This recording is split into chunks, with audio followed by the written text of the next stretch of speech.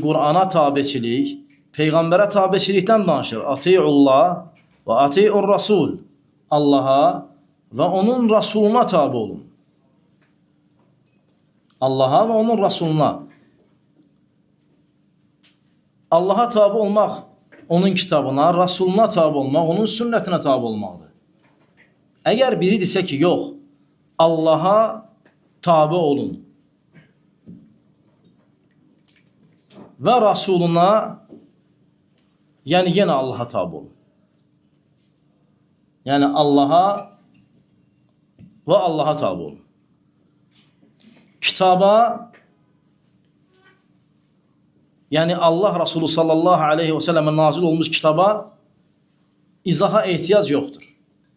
Hər kəs necə istəyir elə başa düşsün.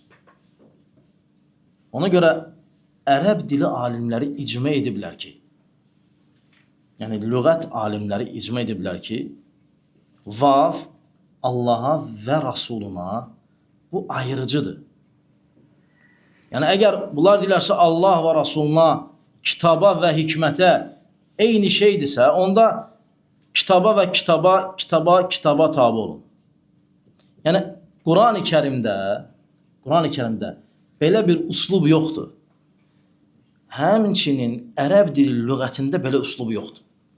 Onlar sünnəni inkar eləmək üçün deyirlər ki, orada vav və Allaha və Rasuluna, yəni Allaha və Allaha, kitaba və kitaba.